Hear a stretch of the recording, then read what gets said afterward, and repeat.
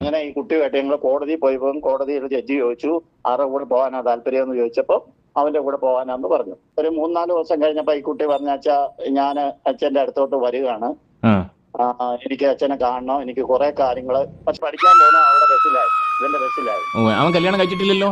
ഇല്ല, അവൻ കല്യാണം കഴിച്ചിട്ടില്ല. അവനൊരു പ്രേമം ഉണ്ടായിരുന്നു, അത് ഇതായി പോയി, ബ്രേക്കപ്പ് ആയി പോയി.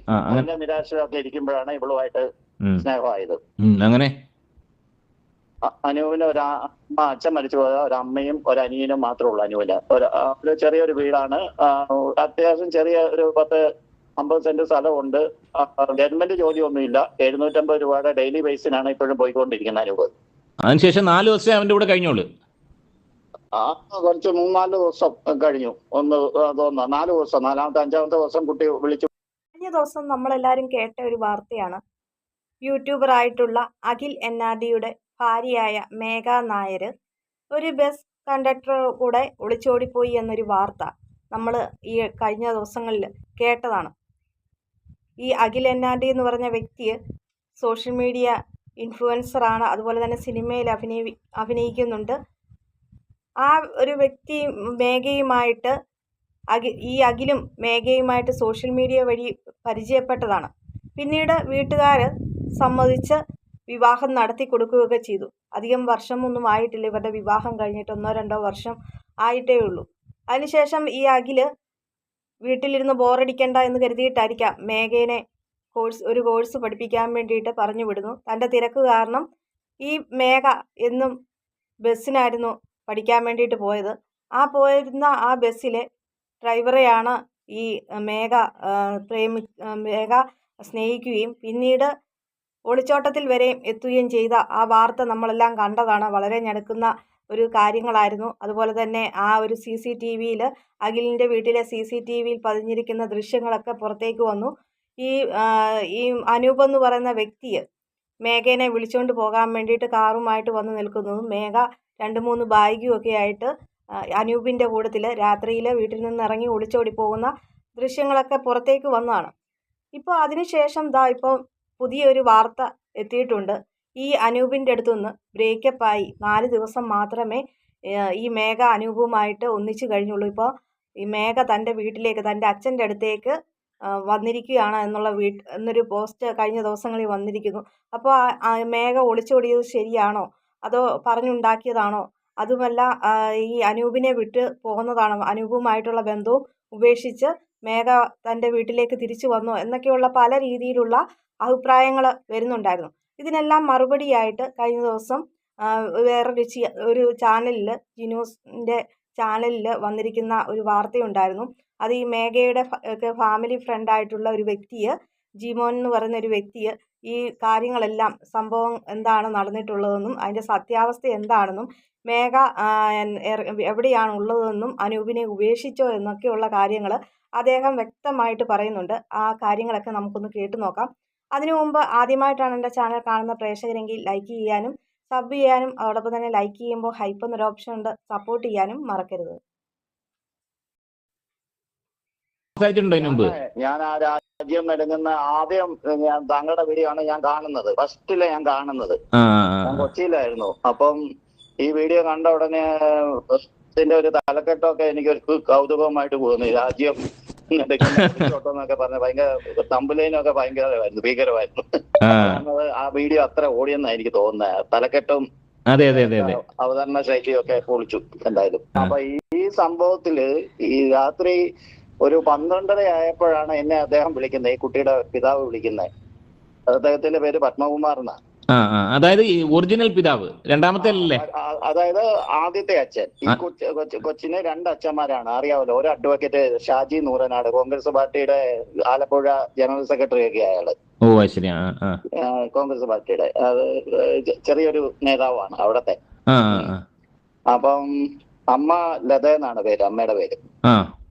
അപ്പൊ ഇവര് ഡിവോഴ്സ് ആയതാണ്. ഫസ്റ്റില് ഇവര് തമ്മിൽ ഒളിച്ചോടിയതല്ല. അതായത് പത്മകുമാർ ഈ കൊച്ചിന്റെ അമ്മയും കൂടെ ജീവിക്കുമ്പോ അവരെ ഒളിച്ചോടിയതല്ല. പക്ഷെ പല ചാനലുകളും ഒളിച്ചോടിയതായിട്ടാണ് വന്നത്. ഒളിച്ചോടിയതല്ല, ഇവര് മ്യൂച്വൽ ഡിവോഴ്സ് ചെയ്തതാണ്. അങ്ങനെയാണ് ഷാജിയെ കെട്ടുന്നത് അവര്. പിന്നെ ഈ കുട്ടി അവരുടെ കൂടെയാണ് വളർന്നതൊക്കെ. ഈ രണ്ടാനച്ഛന്റെ കീഴിൽ. ഓ ശരി. ആ പിന്നെ അവിടുന്ന് എന്തൊക്കെയോ പ്രശ്നം ഉണ്ടാക്കി ഒന്നാനച്ഛന്റെ വീട്ടിൽ വന്ന് കൊച്ചിന് കുറച്ച് കാര്യങ്ങളൊക്കെ വിഷമമൊക്കെ ആയിട്ട് ഈ പുള്ളിയുടെ കൂടെയും നിന്നിട്ടുണ്ട്. പിന്നീട് കൂടുതലും ഭൂരിഭാഗം നിന്ന ലതയുടെ കൂടെയാണ്. ഇത് ഒന്നാമത്തെ അച്ഛൻ ആള് ഒരു ശുദ്ധനാണ്. ആള് ഭയങ്കര ഒരു പിതാവിനും ഇല്ലാത്ത സ്നേഹമാണ് ഈ മോളോട്. അങ്ങനെയാണ് കൊഞ്ചിച്ച് വളർത്തിയത്. കാശുമുണ്ട്, അത്യാവശ്യം നല്ല പണവും ഉണ്ട്. പുള്ളിയുടെ ലീഗൽ കാര്യങ്ങളെല്ലാം ചെയ്തു കൊടുക്കുന്നത് ഞാനാ. അങ്ങനെയാണ് ഞാനുമായിട്ടുള്ള പുള്ളിയുടെ ബന്ധം. പുള്ളിക്ക് ഒരുപാട് സ്വത്തുക്കളും കാര്യങ്ങളൊക്കെ ഉള്ളതുകൊണ്ട് പുള്ളിയുടെ ലീഗലായിട്ടുള്ള കാര്യങ്ങളെല്ലാം നോക്കുന്നത് ഞാനാ, ഈ പത്മകുമാറിന്റെ. ഇത് അറിഞ്ഞു കഴിഞ്ഞപ്പോ ഞാനും പുള്ളിയും തമ്മിൽ നല്ല പോലെ പുള്ളി ഹോസ്പിറ്റലിൽ പുള്ളിക്ക് തലവേദനയും പനിയും ഒക്കെ കൂടിയിട്ട് തിരുവല്ല ഹോസ്പിറ്റലിലൊക്കെ കൊണ്ടാക്കിയത് ഞാനാണ്. അതുപോലെ ഈ കുട്ടിയെ എത്രയും പെട്ടെന്ന് പിടിപ്പിക്കാൻ വേണ്ടി രമേശ് ചെന്നിത്തലയെ ബന്ധപ്പെട്ട് ഉറങ്ങിക്കിടന്ന സ്ത്രീയെ ഉണർത്തി 2 മണിക്കൂറിനുള്ളിൽ പിടിച്ച് ഇവനെയും അവളെയും കൂടെ പിടിച്ച് സ്റ്റേഷനിൽ കൊണ്ടുവച്ചത് ഞാനാണ്. എന്നിട്ട് ഞാനും പത്മകുമാറും കൂടെ ഈ കുട്ടിയുടെ അച്ഛനും കൂടെ സ്റ്റേഷനിൽ പോയി. അപ്പൊ ഈ പയ്യനുണ്ട്, ഈ പയ്യനോട് ഈ കൊച്ചിന്റെ അമ്മയും രണ്ടാനച്ഛനും സംസാരിച്ചുകൊണ്ട് നിൽക്കുകയായിരുന്നു. ഒരു കാരണവശാലും ഇവൻ ബിൽഡിംഗ് അല്ല. അപ്പൊ ഈ പത്മകുമാറിനോട് സംസാരിക്കാൻ പറഞ്ഞു. അതിനിപ്പുറം കോടതിയിൽ നിന്ന് വിളിച്ചു. അങ്ങനെ ഈ കുട്ടിയുമായിട്ട് ഞങ്ങൾ കോടതിയിൽ പോയപ്പോൾ കോടതിയിൽ ജഡ്ജി ചോദിച്ചു ആരുടെ കൂടെ പോകാനാ താല്പര്യം എന്ന് ചോദിച്ചപ്പോ അവന്റെ കൂടെ പോകാനാന്ന് പറഞ്ഞു. അനൂപിന്റെ അങ്ങനെ അതൊക്കെ അറിയാമല്ലോ, അതൊക്കെ പറഞ്ഞ കാര്യങ്ങൾ തന്നെയാ. കഴിഞ്ഞിട്ട് ഒരു 3-4 ദിവസം കഴിഞ്ഞപ്പോ ഈ കുട്ടി പറഞ്ഞാച്ചാ ഞാൻ അച്ഛന്റെ അടുത്തോട്ട് വരികയാണ്, എനിക്ക് അച്ഛനെ കാണണം, എനിക്ക് കുറെ കാര്യങ്ങള്. പക്ഷെ ഈ കുട്ടി 1 വർഷം മുമ്പ് തൊട്ട് ഇവരോട് എല്ലാവരോടും പറയുന്നുണ്ട് ഇവരുടെ ദാമ്പത്യ ജീവിതത്തിൽ പ്രശ്നങ്ങളാണ്, എനിക്ക് സംസാരിക്കണം, ഞാൻ അൺഹാപ്പിയാണ് ഒത്തിരി പ്രാവശ്യം പറയുന്നുണ്ട്. അത് ഈ പത്മകുമാറും എന്നോട് പറയുന്നുണ്ട്. അപ്പൊ ഇവർക്കെല്ലാം ഒരു നാണക്കേട്, കല്യാണം കഴിഞ്ഞ് ഇത്ര ആയതല്ലേ ഉള്ളൂ, സാധാരണ ചട്ടിയും കലമാകുമ്പം തട്ടിമുട്ടി എന്നൊക്കെ ഇരിക്കും, അത് ക്ലിയർ ആയിക്കോളൂ എന്നുള്ള ഇത്ര സീരിയസ് ആണെന്നൊന്നും അറിയില്ലായിരുന്നു. അപ്പോഴാണ് ഈ അജിത്തിന്റെ അഖിലിന്റെ അച്ഛനുമായിട്ടുള്ള ഒരു വിഷയങ്ങളൊക്കെ ഈ കുട്ടി പറയുന്നു.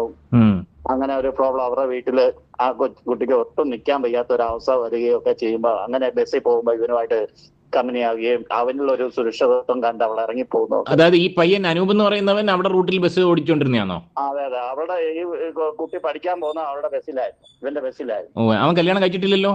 ഇല്ല, അവൻ കല്യാണം കഴിച്ചിട്ടില്ല. അവനൊരു പ്രേമം ഉണ്ടായിരുന്നു, അത് ഇതായി പോയി, ബ്രേക്കപ്പ് ആയി പോയി. അതിന്റെ നിരാശയൊക്കെ ഇരിക്കുമ്പോഴാണ് ഇവളുമായിട്ട് സ്നേഹമായത്.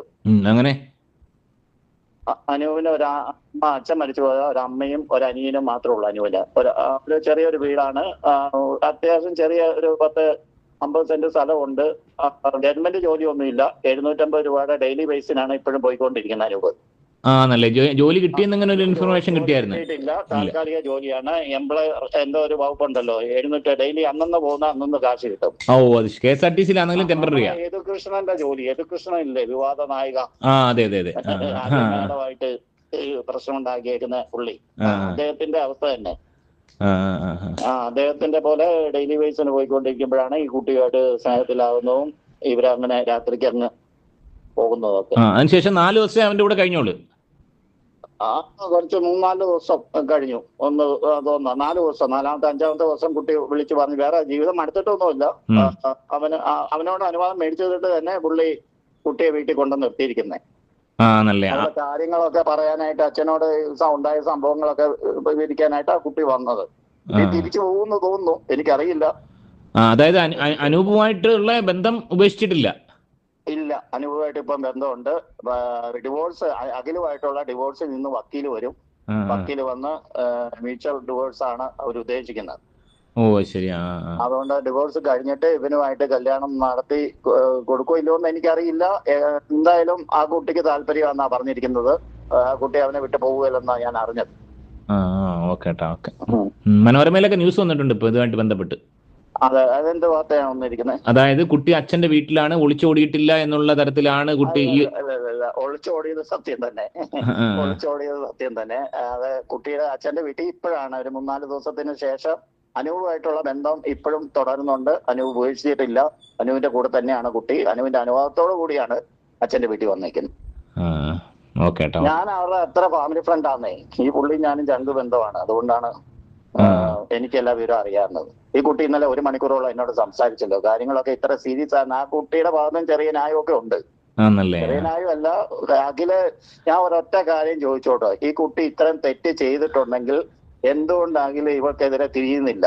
അതേസമയം അഖിൽ എന്തുകൊണ്ട് അവളെ പോലീസ് സ്റ്റേഷനിൽ അങ്ങോട്ടും ഇങ്ങോട്ടും തേജോവധം ചെയ്യലെന്ന് എഴുതി വെപ്പിച്ചു? അത് കാരണം അഖിലിന്റെ പല രഹസ്യങ്ങളും, അഖിലിന്റെ അച്ഛന്റെ പല രഹസ്യങ്ങളും ഇവിടെ പുറത്ത് പറയും, തെളിവ് സഹിതം പുറത്ത് വിടുമെന്ന് അഖിലിന് നന്നായിട്ട് അറിയാം. അതുകൊണ്ടാണ് അങ്ങനെ ഒരു എഗ്രിമെന്റ് വെച്ചിരിക്കുന്നത്. ഇതിനെല്ലാം തെളിവും കാര്യങ്ങളൊക്കെ ഉണ്ട്. അപ്പൊ ഈ വീട്ടിൽ അച്ഛൻകുട്ടിയാണ് അഖില്. അച്ഛൻ പറയുന്നതിന്റെ അപ്പുറം അഖില് അച്ഛനെ കണ്ട ഉടനെ എഴുന്നേക്കും. അത്ര പേടിയാണ് അച്ഛന്.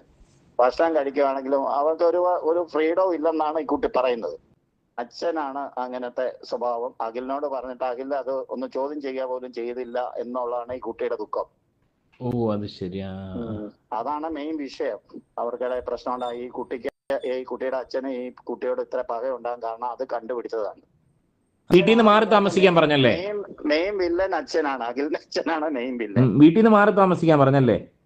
വീട്ടിൽ നിന്ന് താമസിക്കാൻ അഖില് പറഞ്ഞു ഹോസ്റ്റലിലുള്ളൂ, നിന്നെ വേണമെങ്കിൽ ഹോസ്റ്റലിൽ വിട്ടേക്കാം, ഞാൻ വരുന്നില്ല, എന്റെ അച്ഛനും അമ്മയും വിട്ട് ഞാൻ വരികയായിരുന്നു. അത് ന്യായം. ഒരു മകനെ അങ്ങനെ വിളിച്ച ചില മക്കൾ അച്ഛനോടും അമ്മയോടും സ്നേഹമുള്ളവർ പോവുകയില്ല. പക്ഷെ ഇങ്ങനെ ഒരു പ്രശ്നവും വന്ന് ഇവർക്ക് അവിടെ ജീവിക്കാൻ മേലാത്ത രീതിയിൽ വന്നപ്പോഴാണ് ഇവള് വേറെ താമസിക്കാന്ന് പറഞ്ഞത്. അത് അഖില് നിരസിച്ചു. അതാണ് ഈ വിഷയം.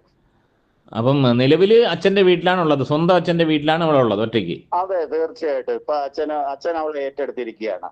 പക്ഷെ അനൂപിന്റെ കേസില് ആ പയ്യനെ അച്ഛൻ അംഗീകരിച്ചിട്ടില്ല ഇതുവരെയായിട്ട്. ഒളിച്ചു കൊണ്ടുപോയ പയ്യനെ അംഗീകരിച്ചിട്ടില്ലെങ്കിലും അവനെ അംഗീകരിച്ചിട്ടില്ല എന്നാണ് ഞാൻ അറിഞ്ഞത് ഇതുവരെ. അയാൾക്ക് അംഗീകരിക്കുകയാണെങ്കിൽ കുറച്ചും കൂടെ ബുദ്ധിമുട്ടാണ്. കുറച്ചും കൂടെ കഴിഞ്ഞിട്ട് അംഗീകരിക്കുമായിരിക്കും. അതായത് കൊണ്ടുപോയ പയ്യനെ അച്ഛന് താല്പര്യമില്ല. അച്ഛന് താല്പര്യമില്ലെന്നല്ല, അച്ഛന് ഏതൊരു അച്ഛനായാലും കുറച്ച് ഇത് വരുമല്ലോ. അങ്ങനെ ഒരു ഇത് പുള്ളി അംഗീകരിക്കുകയോ വീട്ടിൽ കയറ്റി താമസിപ്പിക്കുകയോ ഒന്നും ചെയ്തിട്ടില്ല അവനെ. പുള്ളി ഒറ്റയ്ക്കാണ് ഇപ്പം. വന്നൊരു വാർത്ത ഇപ്പം നമുക്കൊന്നും പുതുക്കമല്ല. നേരത്തെയൊക്കെ കാമുകന്മാര് ഒളിച്ചോടുന്നു. അതായത് വിവാഹം കഴിക്കാത്ത ആളുകൾ തമ്മിൽ പ്രേമിച്ച്, ചെറുപ്പക്കാരായിട്ടുള്ള ആളുകൾ തമ്മിൽ പ്രേമിച്ച് അവർ വീട്ടുകാർ സമ്മതിക്കാതെ വരുമ്പോൾ ഒളിച്ചോടുക എന്നുള്ളൊരു വാർത്ത നേരത്തെ മുതലേ ഉള്ളതാണ്. ഇപ്പോൾ എന്നാൽ അതിനൊക്കെ വ്യത്യാസമായിട്ട് ഇപ്പം വിവാഹം കഴിഞ്ഞിട്ടുള്ള ആളുകളുടെ ഒളിച്ചോട്ടം, മക്കളുള്ളവരുടെയും മക്കളില്ലാത്തവരുടെയും ഒക്കെ ഒളിച്ചോട്ടം ഇപ്പം ട്രെൻഡിങ് ആയിട്ടുള്ള ന്യൂസായി വന്നിരിക്കുകയാണ്. നമുക്കറിയാം, ഒരു മാസം മുമ്പ് ബാലുശ്ശേരിയിൽ നിന്നും ഷെഹല ഷെറിൻ എന്ന് പറയുന്ന യുവതിയെ ഭർത്താവ് വിദേശത്താണ്, ആ ഭർത്താവ് വരുന്നതെന്ന് അറിഞ്ഞപ്പോഴത്തേക്കിന് വീടിനടുത്തുള്ള മൊബൈൽ ഷോപ്പുകാരനുമായി പരിചയപ്പെട്ട് അയാളുടെ ചക്കര വർത്തമാനങ്ങളിലൊക്കെ അതിലൊക്കെ വീണിട്ട് അവസാനം ഈ ഭർത്താവ് വരുന്നെന്ന് കണ്ടപ്പോഴത്തേന് ബാഗും ഡ്രസ്സും എല്ലാം ആക്കി, അതുപോലെ തന്നെ സ്വർണ്ണാഭരണങ്ങളും ഒക്കെ ആയിട്ട് ഈ മൊബൈൽ ഷോപ്പുകാരൻ്റെ കൂട്ടത്തിൽ ഒളിച്ചോടിപ്പോയ ഒരു വാർത്ത കുറച്ച് ദിവസം മുമ്പ്, ഒരു മാസം മുമ്പ് വന്ന ഒരു വളരെ വൈറലായ ഒരു വാർത്തയായിരുന്നു.